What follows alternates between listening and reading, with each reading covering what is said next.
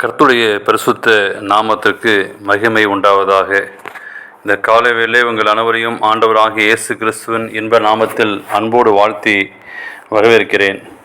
சங்கீதம் 23:28 வாசிக்கிறோம், எனக்கோ தேவனை அண்டிக் கொண்டிருப்பதே நலம், கர்த்தராகிய ஆண்டவர் மேல் என் நம்பிக்கையை வைத்திருக்கிறேன். இந்த நாளின் செய்தியானது மிகச்சிறந்த வாழ்க்கை.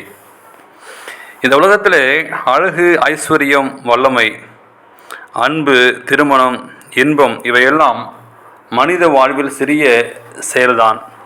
ஆனால் அவைகள் தலை சேர்ந்தவைகள் அல்ல. தேவனை நேசிப்பதும் அவர் அன்பில் நிலைத்திருப்பதும் அவருக்கு மகிமை சேர்ப்பதும் தமது வாழ்க்கைக்கு அவரை நண்பராக ஏற்றுக்கொள்வதே தலை சிறந்த வாழ்க்கைக்கு நம்மை வழிநடத்தும். ஏனென்றால் இவ்வுலகில் நான் வாழ்கின்ற பொழுது இதுதான் திருப்தியும் மகிழ்ச்சியும் கொடுக்கிறது. திருடன் திருடவும் கொல்லவும் அழிக்கவும் வருவான் என்று வேறு ஒன்றுக்கும் வரான், நானோ அவளுக்கு ஜீவன் உண்டாயிருக்கவும் அது பரிபுறப்படவும் வந்தேன் என்று சொல்லி யோவானிலே வாசிக்கிறோம். நித்திய காலமாய் கிறிஸ்தவர்கள் இதையே செய்ய போகிறார்கள். ஆகவே உங்களையும் என்னையும் உருவாக்கின தேவனிடம் இருக்க நேரம் ஒதுக்கி அவருடைய அன்பில் இலைபார வேண்டும். இதற்காகவே நாம் வாழ்கிறோம். நம் வாழ்க்கையை மேம்படுத்தும் வழிமுறைகளும் இவைகளே. சங்கீதம் 23:28 எனக்கோ தேவனை அண்டிக் கொண்டிருப்பதே நலம் என்று சொல்லி தாவீது சொல்கிறார். நான் உமது கிரியையெல்லாம் சொல்லும் வரும்படி கர்த்தராகிய ஆண்டவர் மேல் என் நம்பிக்கை வைத்திருக்கிறேன் என்று சங்கீதக்காரன் கூறுகிறார். நான் அதிகம் விரும்புகிறேன். வேறொருவருக்கும் நேசியாத அளவுக்கு நம்மை நேசிக்கும் ஒருவரை அண்டி சேர்வதே சிறந்த வாழ்க்கையாகும்.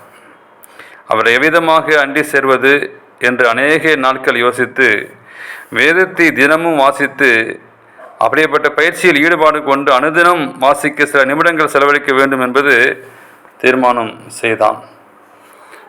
அது எனக்கு மிகுந்த மகிழ்ச்சியை கொடுக்கிறது என கண்டு கொண்டு அனுபவிக்க ஆரம்பித்தேன். இந்த உலகத்தில் இயேசு வாழ்ந்த நேரம் அவர் குடல்களை பார்வையை செய்தார், தொழுநோய்களை தொட்டு சுகப்படுத்தினார், பாவிகளை நேசித்தார், பாடையை தொட்டு உயிரோடு எழுப்பினார், ஆயிரக்கணக்கான மக்களுக்கு தன்னுடைய அன்பின் செய்தி மூலமாய் ஆறுதலை தந்தார், அற்புதங்கள் செய்து உண்மையான தேவன் என்று தன்னை உலகுக்கு செயல்களின் வழியாய் மக்கள் தெரிந்து கொள்ள உறுதி செய்தார்.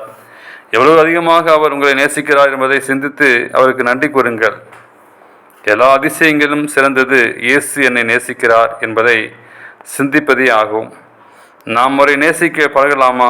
அவருடைய வார்த்தைகள் தினமும் தியானிப்போம், அவருடைய அடிச்சுவடுகளை பின்பற்றுவோம், அவருடைய அன்பை பகிர்ந்து கொள்வோம், அவருடைய அன்பிலே நிலைத்திருப்போம், அவருக்காக வாழ்வோம். அதுவே நாம் அவருக்கு தரும் அன்பின் விருந்து. எனவே நாம் முயற்சி செல்வோம். இந்த நாளை தேவன் சிறப்பாக உங்களுக்கு ஆசீர்வாதத்தை கொடுப்பாராக. ஆமேன்.